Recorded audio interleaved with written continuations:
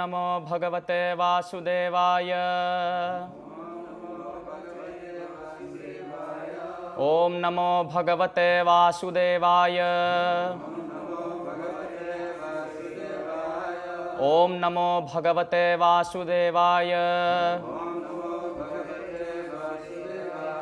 नारायणं नमस्कृत्य नरं चैव नरोत्तमं देवीं सरस्वतीं व्यासं ततो जयमुदीरयेत्। नष्टप्रायेषु भद्रेषु नित्यं भागवत सेवया भगवती उत्तमश्लोके भक्तिर्भवति नैष्ठिकी।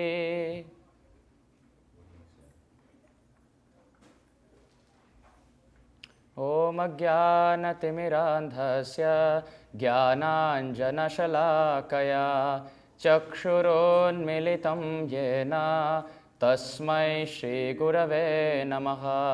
श्रीचैतन्यमनोभीष्टं स्थापितं येन भूतले स्वयं रूपा कदा मह्यं ददाति स्वपदान्तिकं। जय श्री कृष्ण चैतन्य प्रभो नित्यानंद श्री अद्वैत गदाधर श्रीवासादि श्री गौरभक्त वृंदा। हरे कृष्णा कृष्ण कृष्ण हरे हरे, हरे राम राम राम हरे हरे। हरे Krishna. So many people today, probably waiting for the seminar to get over. Welcome to this last concluding session of this 4-day seminar. Oh, it just got pulled up a day and then we are finishing off today. So thank you so much for joining in for this concluding session. A quick recap for those who couldn't make it to the previous classes. On day 1, we established how Sri Balaramji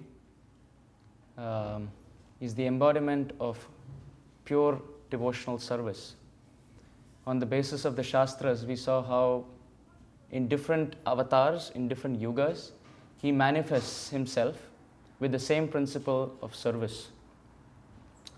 We saw how as Balaramji in Vrindavan, as Lakshmana with Ramachandra, and as Karunyamai Nitai, the most magnanimous, Adbhuta Karunya, Adbhuta Madhurya, Adbhuta Audharya Lila. Wonderfully magnanimous and wonderfully sweet, Sri Nityananda Prabhu. He manifests with Sri Gauranga Mahaprabhu to deliver the fallen Kali Yuga rejects. In the second day, or the second class, we discussed the birth appearance of Sri Nityananda Prabhu or Nityananda Balaram, and the childhood pastimes in Sri Vrindavan Dham. How they are so sweet, and what were the activities that Krishna and Balaram performed to pull the strings of Vatsalya, the residents of Sri Vrindavan. In Vrindavan, Krishna and Balaram enjoyed all the rasas. When they were small babies, they enjoyed Vatsalya ras, or the relationship of parenthood, to the supreme level that they could. Then when they started growing up, they enjoyed with their friends, Sridham, Sudham, Vasudham, Kinkini, Stoka Krishna, Arjun, Madhumangal, Mandali Bhadra, all Krishna's friends. And then, after all, when they were of the proper age, they were 7, 8 years old, they were interacting with the gopis and tasting Ujjvala Shringar Ras or Madhurya Ras. Then yesterday's class, we discussed how, when the time came, Krishna and Balaram had to leave Vrindavan externally, although they're always in Vrindavan. And they went to Mathura, performed some activities there, like killing of Chanur and Mushtik, smashing Kamsa to death, releasing Vasudeva and Devaki, learning at Sandipani Muni's ashram, reviving his dead son, and so on and so forth. And as we always are short of time, I had to stop at the point where Jarasandha was attacking Mathura. Yes? So today we'll continue from there. But before that, a couple of quick points about Lord Balaramji. Krishnadas Kaviraj Goswami, in the Adi Leela of the Chaitanya Charitamrita, he actually gives the philosophical understanding of Nityananda Prabhu or Balaram. He says, Sankarshana karanato yashai garbho dashayi cha payobdhishayi sheshascha yasyamscha kalasa nityanandakhya rama sharanam mamastu. On the basis of the Srimad Bhagavatam, he beautifully establishes the fact that Sri Balaramji, he is the original fountainhead of all incarnations. He says that Krishna is the Supreme Personality, of course. Ete cham sakala pumsam Krishnastu Bhagavan Swayam Indrari Vyakulam Lokam Ridayanti Yuge Yuge. Krishna is the Supreme. But the first expansion that comes out of Krishna is Balaram. Now from Balaram, we have many expansions. 2 times we have the quadruple expansions of Vasudev, Shankarshan, Aniruddha and Pradyumna. We also have a Narayan Tattva in the middle. The second Shankarshan who appears, he is called as Mool Sankarshan or Adi Sankarshan. From him you have Mahavishnu Tattva, Garbhodakashayi Vishnu, Kshirodakashayi Vishnu, and so on and so forth. And it gets really complex in the Srimad Bhagavatam. But the fundamental point is that the origin of all of these expansions, the plenary portions, and the portions of the plenary portions, the origin is Sri Krishna, but the first expansion is Balaram. So Sri Balaram is never to be seen as one of the Kala, the expansion of the expansion. Amsha means expansion and Kala means expansion of the expansion. So, although he is so exalted and he holds this opulent position of being the Supreme Personality, but he is still so sweet. He is so sweet as the Dham that sometimes the Dham expands and sometimes the Dham contracts. Interesting fact. Sri Vrindavan Dham is in the shape of a lotus. And sometimes this lotus contracts and sometimes it expands. Just like the lotuses in this world, they open up and they close. Similarly, Sri Vrindavan also opens up and closes. Srila Sanatan Goswami, the elder brother of Srila Rupa Goswami, whose disappearance day we were celebrating yesterday, this Sri Sanatan Goswami was so austere that he lived in Sri Vrindavan Dham, went to Gokul Mahavan for Madhukari or begging for alms every day, and then went to Govardhan for his daily parikrama. So he walked over 100 kilometers every single day.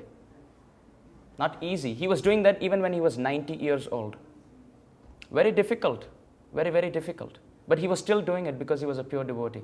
And Balaram being Dham Swarup or Dham Tattva, he couldn't see this. So whenever Sanatan Goswami started walking, Sri Nityananda Prabhu or Balaram as Dham Tattva started contracting. So whenever he contracted, it was very easy for Sanatan Goswami to cover all these places. And sometimes Sanatan Goswami used to ponder, how is it possible that I'm finishing it so fast? Maybe I would have missed some place. And in the evening, again he started. So sometimes he did 2 parikramas like that. Covering Brindavan, Nandagram, Govardhan, not easy. People get tired just doing that by car these days. And Sanatan Goswami used to do that at the age of 90. And then we know the story of how Gopal appeared to him and gave the small Govardhan Shila, which is a complete different description. So the point is, Balaram, although he is the Supreme Personality, he is so merciful. He just sees his eternal servant, Sanatan Goswami, taking this hardship of walking, and he contracts. And sometimes he expands also. When the demons come to attack Krishna and find Krishna, the Dham expands so that the demon never reach Krishna. So Balaram is very thoughtful and very sweet. Behind that cover of being the Supreme Personality is a very, very, very, very sweet heart, which melts just to give mercy to the devotees. So now we find Krishna and Balaram are in Mathura, and Jarasandha attacks Mathura 17 times, and then he is defeated 17 times, and the 18th time Krishna runs away from the battlefield, Ranchod. In the middle of all of this, Shukadev Goswami gives the description of Kalyavan or Kalyayavan, and he also gives description of Muchukunda. And there are other forces who attack Mathura. So now Mathura is a very difficult place to stay in. So Krishna and Balaram, what they do is they take all their family members and they shift to Dvaraka. So that's how we enter Dvaraka today. At the age of 28, Krishna leaves Mathura and goes to Dvaraka. Now when he goes to Dvaraka also, Jarasandha doesn't stop him or doesn't stop hunting for him. He hunts for Krishna and Balaram even there, and Krishna and Balaram continue running. They run to this tall and big, humongous hill called as the Pravarshana. And Krishna and Balaram start hiding there in the caves of this hill and this mountain. And Jarasandha starts searching with his army, and he never finds Krishna and Balaram because they're inconceivable. Who can find Krishna and Balaram? So then Jarasandha, just to make sure that Krishna and Balaram are dead or they are no more in his vocabulary, he sets the hill on fire. How wicked, isn't it? We don't find Krishna, so our Vipralamba should increase, that I want to find Krishna. And he is making sure that he doesn't find Krishna. This is wicked mentality, atheistic mentality. Krishna will come in front of them, but they still deny. For example, Hiranyakashipu. Narasimhadev appeared before him, and he was still thinking this is a mere mortal. But Prahlad, he could see Narasimhadev even within a pillar. Who worships a pillar?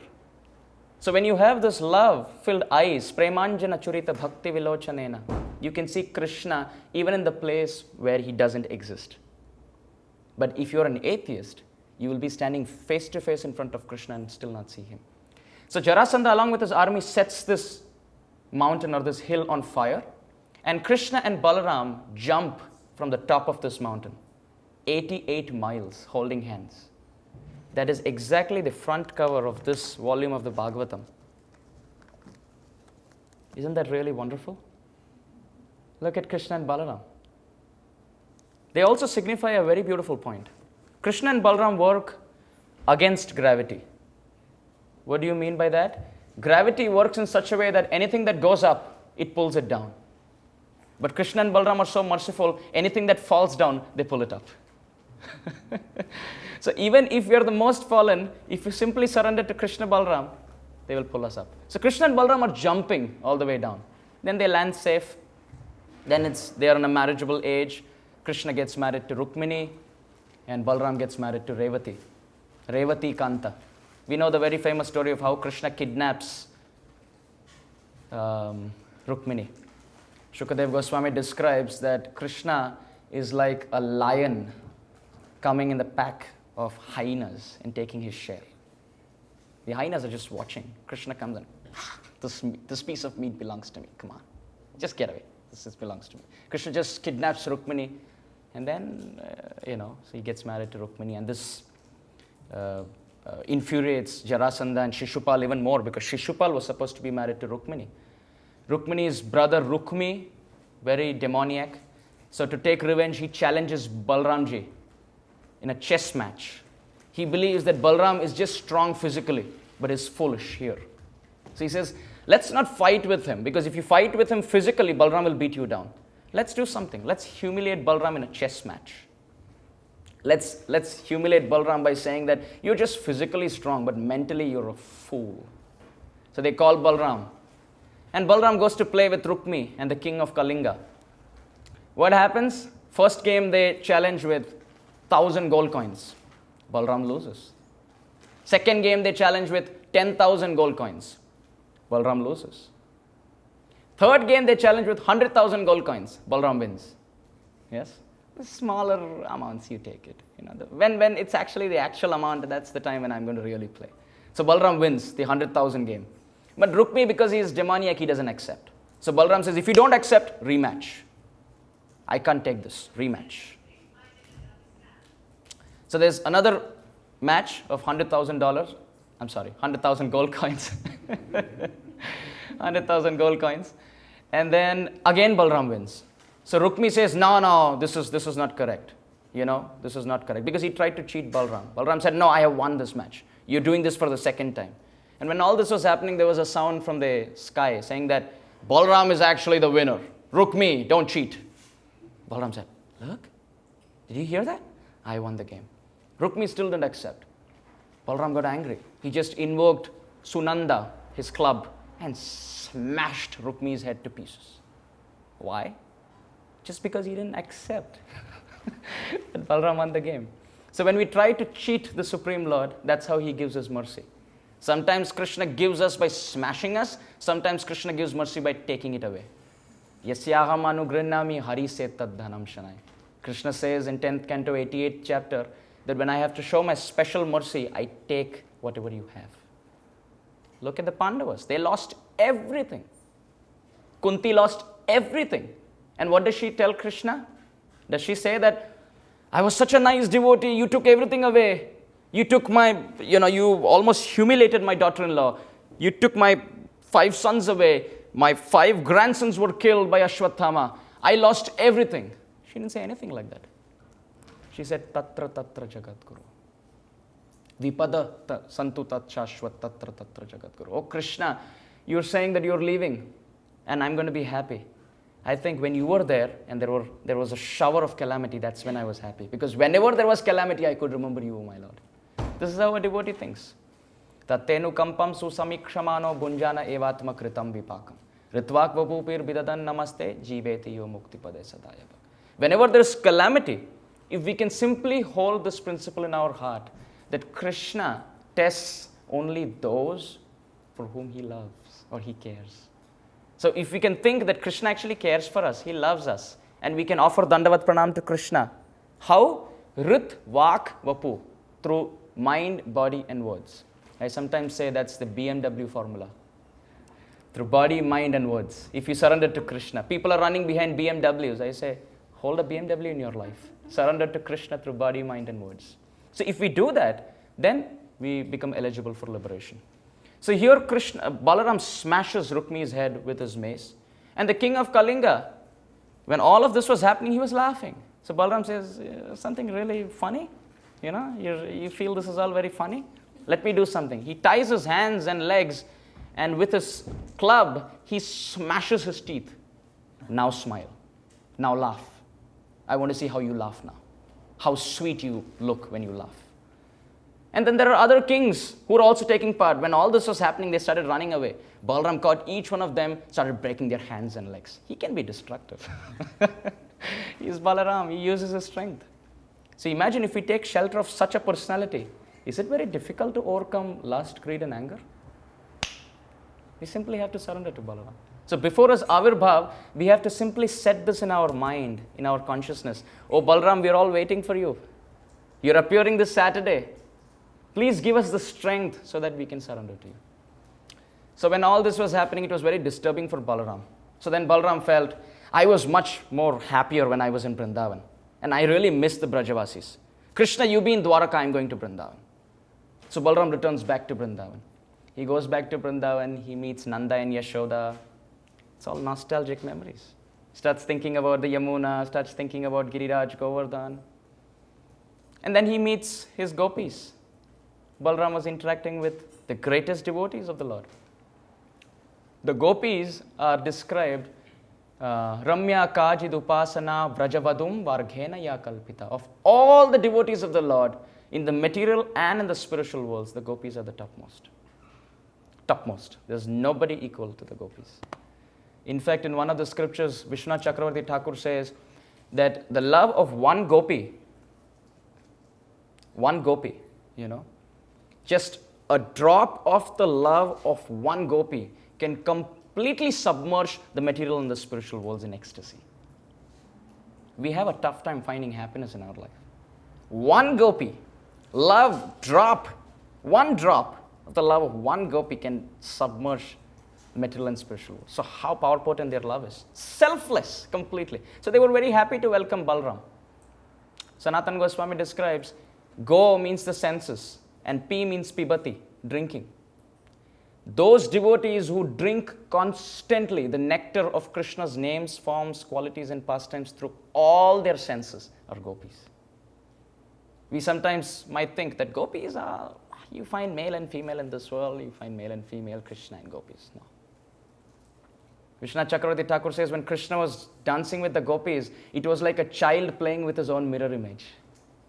How innocent and how lovely that is. Krishna used to look at the mirror and be mesmerized seeing himself. So what to speak of his own reflections around in the form of devotees? They are the gopis. So Balaram had his own set of gopis, Krishna had his own set of gopis. So Balaram started interacting with his gopis and he became so ecstatic. When he used to lie down and sleep at night, he used to miss Krishna in Dvaraka. So in the sleep, he used to say, Krishna smashed the head of Kaliya, he's too proud. And he used to sometimes yawn really loud and hard that there used to be ripples on his tummy. That's really deep. Balaram was so much. Even when he was in Vrindavan, he was missing Krishna in Dvaraka. When he was in Dvaraka, he was missing Brajavasi. So this mood of separation is the key point. So Balaram was in Vrindavan, and one night when he was dancing with the gopis, he was tasting honey or varuni. And he was so intoxicated drinking this honey. This was one of the favorite drinks of Balaram. So if somebody wants to please Balaram on the day of Balaram's Avirbhav, can get pure honey and offer it to Balaramji. He loves varuni or intoxicated honey. So when he was in this intoxication, he wanted to play with Yamuna, river Yamuna. He wanted to perform his pastimes in Yamuna. So he called Yamuna that I want to sport in you. Please come. Yamuna started thinking, the Lord is drunk. He's in ecstasy. I'm not going to go close to him. Balaram got furious. He took his plow and he said, if you don't come here, I'm going to break you into 100 streams. Better come here. So she went immediately, said, I'm sorry, my Lord. You're the eternal Lord. I'm your eternal servant. I forgot. So Balaram, although he was in Vrindavan, he was still carrying his Virya Ras. The spirit of heroic power potency. Similarly, smashing Dvivida the gorilla.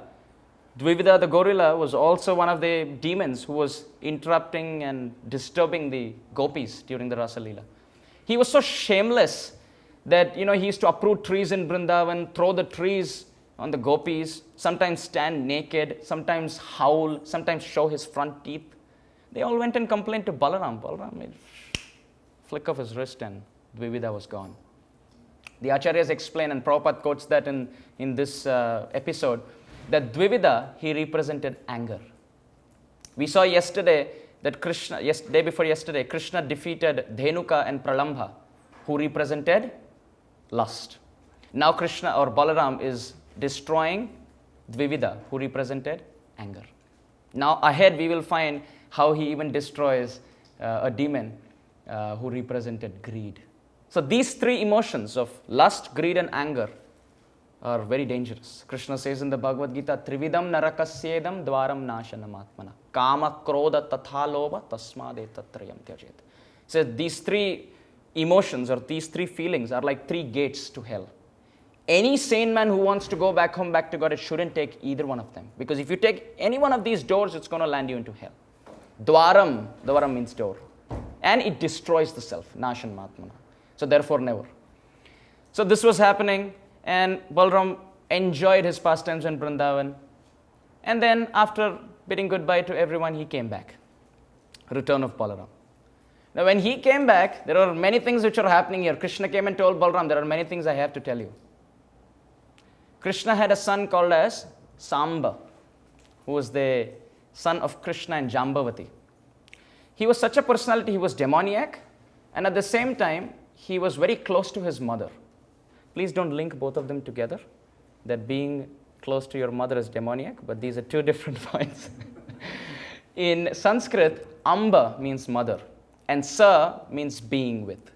So he was called a Samba because he was always close to his mother.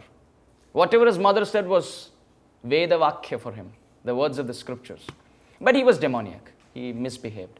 So when Duryodhana's daughter, Lakshmana, her Swayamvar ceremony, or you know what a Swayamvar is, right? A girl can pick her own future husband. So the ceremony was going on, and this Samba just entered, barged into this assembly and kidnapped Lakshmana.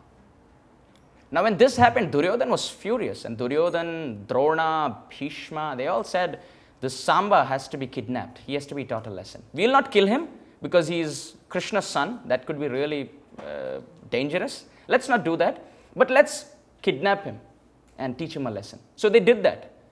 Now Samba was with the Kurus. Balaram returns and Krishna tells him, my son is there, now what to do? Balaram says, don't worry. If people don't come to me, I know how to drag them towards me. And he narrates the story of Yamuna. He says, Yamuna didn't come to me, but I could drag her towards me. It's not a big thing for me. So what Balaram does is he goes to the Kurus and with folded hands, he requests, can you return Samba? Because Krishna told me all that happened and he misbehaved, I'm sorry, but can you return him? The Kuru said, no, we have to teach him a lesson. Nothing doing. In fact, they insulted Balaram. Balaram got so furious. He said, what do y'all think? I can just drag Yamuna? I can even drag a city. He invokes his plow, puts it onto the ground and starts dragging the city of Hastinapur towards Ganga. He said, I will drown the whole city. What do you guys think? You're challenging me just because I'm requesting you? This is a request. If you don't accept, it's an order. You pick what you want. So it's very interesting that this Balaram, who's so powerful, who can smash anything into pieces, he falls at the feet of miscreants in the age of Kali. Jare dekhe tare kohe danta trinadhari. Holding a blade of grass within his teeth, clasped between his teeth, he's falling at the feet of everyone. Bolo Krishna, Bhajo Krishna, Koro Krishna Siksha. This Nityananda Prabhu can smash anyone. He can force us Paramatma. Chant Hare Krishna. And the Jiva will chant. But he's not doing it. In fact, he's rolling in the dust. And he's telling the Jivas, please take this name of Gauranga. If you chant the name of Gauranga, I promise I will sell myself as a slave at your lotus feet forever. Bhaja Gauranga, Kaha Gauranga, Laha Gaurangero Namare, Jai Jana Gauranga Bhaje, Se Hoy Amara Pranare. Please chant the name of Gauranga. If you chant the name of Gauranga, you become my life and soul. I will become your slave. So this mood of Nityananda is inconceivable. We, Kali Yuga rejects, we are so impudent, we are so arrogant. Balaram can smash us into pieces and break atheism completely. But he wants the Jiva to use the free will and surrender. So here we find Balaram was almost dragging the city of Hastinapur. And the Kurus got scared and they returned some. No, you take. We are really sorry. We didn't realize who you are. Take. Really sorry. Parallelly, because Duryodhana has come into the picture, the battle of Kurukshetra is also going to come. So we have almost entered now Balaram's role in Mahabharata. Balaram was the teacher for Bhima and Duryodhana, both, for the club or the maze fighting. He favored Duryodhana a little more because Duryodhana was more skilled.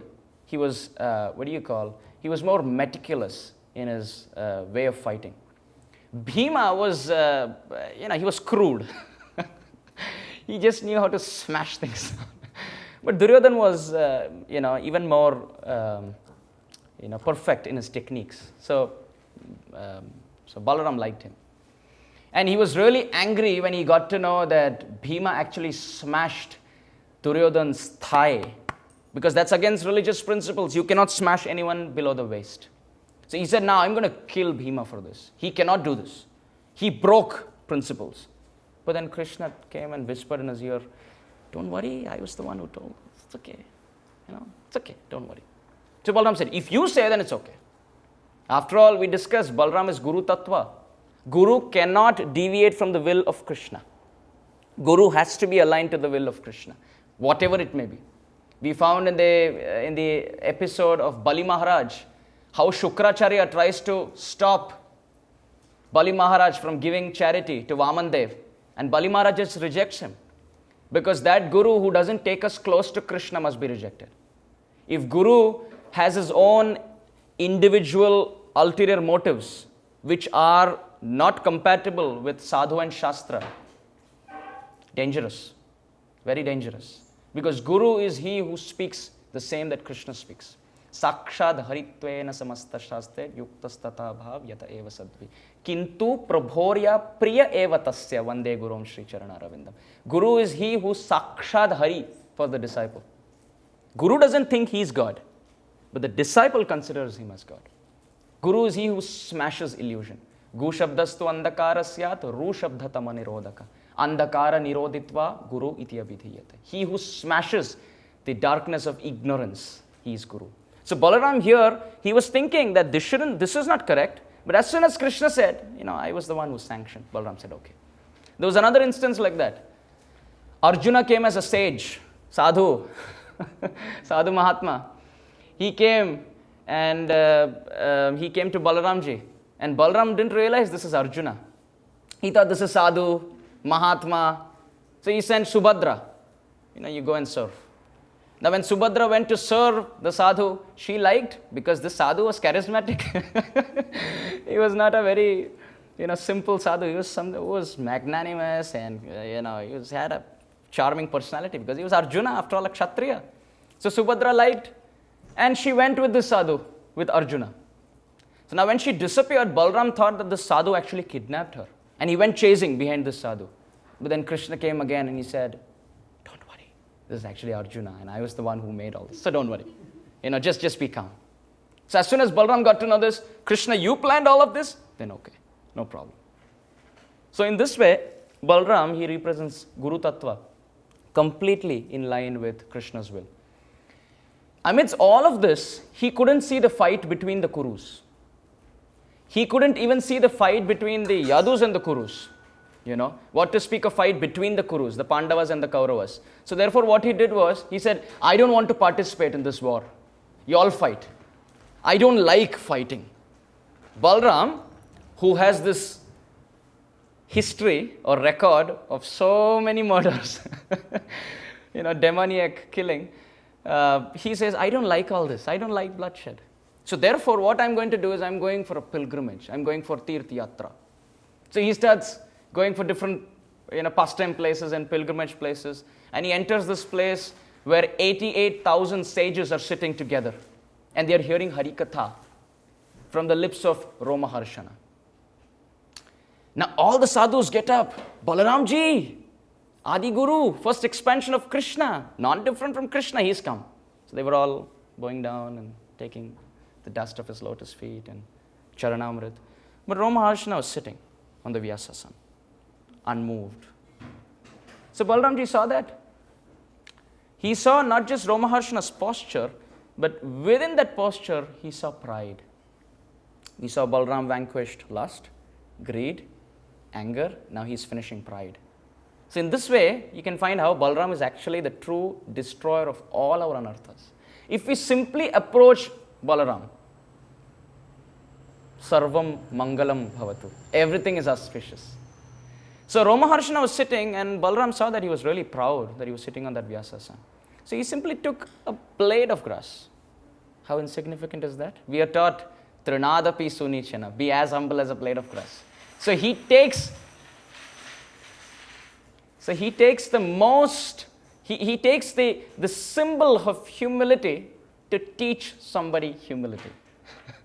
To break someone's pride, he takes the most humble thing in this world. He takes a blade of grass and simply touches the body of Romaharshan. And Romaharshan dies on the spot. So the sages are like, Balaramji, what did you do? We just now blessed him that he should have a long life because he's serving Harikatha. And, we are hearing Harikatha and he's speaking Harikatha and it's very pure. Harikatha has this quality of the Ganga. Vasudeva Katha Prashna Purusham Trim Punatihi Vaktaram Prachakam Shrotram Yatpadam Salilam Yatha. Just like the place from where Ganga originates, the place where Ganga flows, and the place where Ganga unites with the sea, all are pure. Similarly, the place where Harikatha originates through the lips of the speaker, the place where it flows through the audience, the place where it enters the heart of the listener, all the places are pure. So the sages said, we are listening Harikatha, he is speaking and serving Harikatha. So we like him and we blessed him that he should live long and you just smashed him. We had our own plans and you had your own plans. What to do now? So therefore you have to do some prayaschitta. So Balaramji said, what prayaschitta should I do? Do you want me to revive him? So sages said, no. Whatever you decided, that's perfect. If we say that he should live long and you think that he should die now, then your estimate is perfect. If we think that he should die now and you think he should live long, then your estimate is perfect. Krishna is always the best judge. Sometimes people think that, why is Krishna doing this? This person is performing bhakti. He should have lived long. He should have been happier. Why is this happening? But the answer is, if our mind could actually comprehend the plans of Krishna, isn't it greater to Krishna? We are insignificant speck of dust. So 1/10,000th part of the tip of the hair, that's our level. And we are trying to catch the Supreme Lord's potency. The thing is, we are seeing the present and we plan our future. Krishna sees our future and plans the present. It's like the jigsaw puzzle. Sometimes when we are forming the jigsaw puzzle, we might pick a piece from there, put it here, pick a piece from here, put it there. Krishna does all of that. And now when the pieces are together and one piece is picked, the other piece is lamenting. Why that piece was picked? Like all of us do. But Krishna has his own plan, because at the end of the day, there's a very beautiful jigsaw picture that Krishna is planning for us. So then Balaramji said, do you want me to revive him? The sages said, no. Whatever you decide is perfect. But then you have to do two things as prayashchitta. One, keep somebody so that we can hear Harikatha. So Balaramji said, I will empower his son. Who is his son? Suta Goswami. Yes. In Sanskrit, the word Suta means son. So the Suta Goswami that we find here, it is Roma Harshana Suta, the son of Roma Harshana. So Suta Goswami starts speaking to Shaunakadi Rishi. And the second part of the prayashchitta is that Balaram has to go around and see more pastime places and, dip at different places. So Balaramji said, whatever you all think, that is perfect. The sages are surrendering to Balaram's will, Balaram is surrendering to the sages' will. This is prema. Bhakti means Krishna dances to your tune and you dance to Krishna's tune. But initially we have to start dancing to Krishna's tune.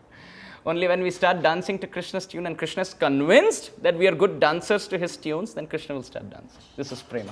Till then, people start thinking that, why is Krishna not doing this for me? Why is he not dancing in front of me? Never happened. Initially, we start with Vaidhi Bhakti, where we have to follow rules and regulations properly. Then, when the heart is more substantially cleansed, there's natural attraction, we enter Raganuga Bhakti. Then we enter Bhava Bhakti. Then we enter Prema Bhakti. And at the level of Bhava and Prema, Krishna is bound in the heart. Completely in the heart. And such sadhus in whose heart Krishna is bound, only they are acharyas. Bhavatvida bhagavata tirtha bhuta swayam vibho tirthi kuruvanti tirthani swantastena gadaprita.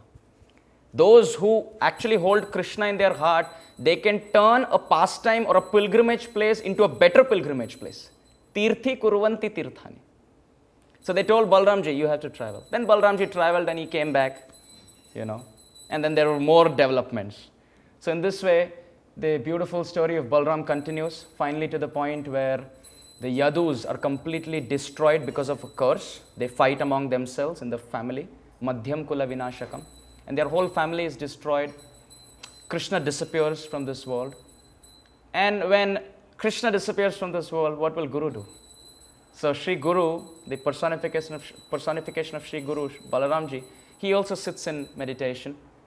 And through the plenary portion of Ananta, he returns back to the spiritual world.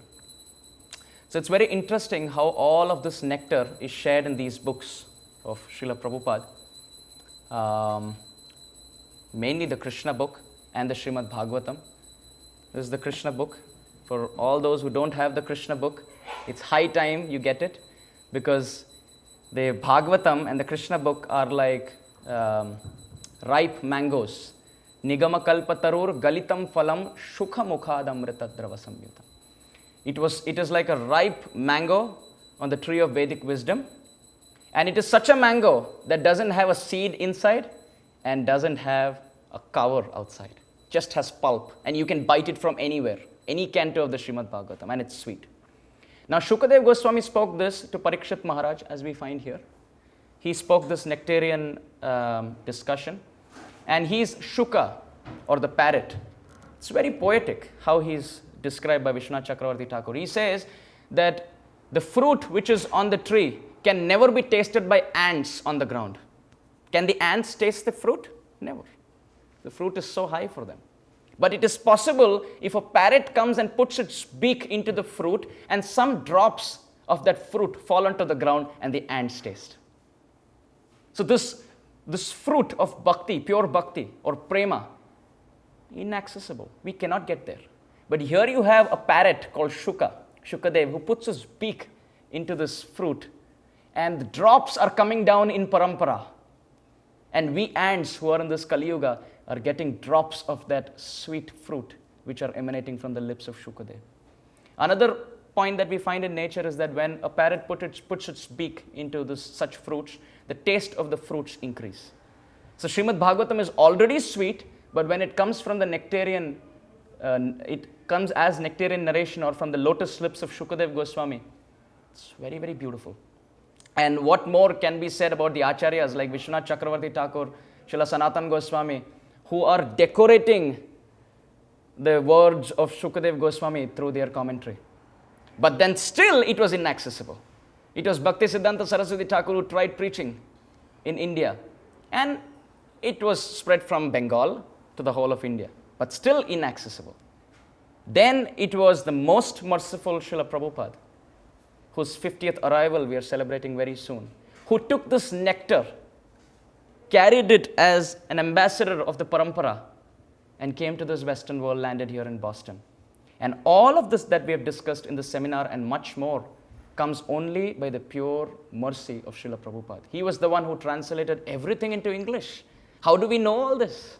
How can we discuss all this, speak all this, hear all this, and naturally like Krishna and meditate on Krishna? We are so very grateful to our parampara for the gift that they have given us.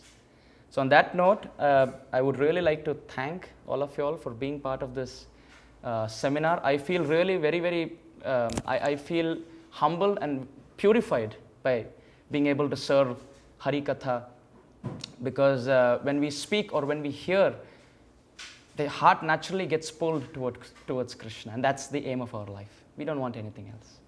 So let us take this process very seriously, starting with the hearing of Shri Krishna's pastimes, chanting of Shri Krishna's pastimes, chanting japa of the Hare Krishna Maha Mantra, and the congregational chanting of the holy names. Hare Krishna, Krishna Krishna, Hare Hare, Hare Rama, Rama Rama, Hare Hare. Thank you so much. Shri Krishna Balarama ki, Shri Vrindavan Dham ki, Srila Prabhupada ki, Gaur Premanande, Hari Hari.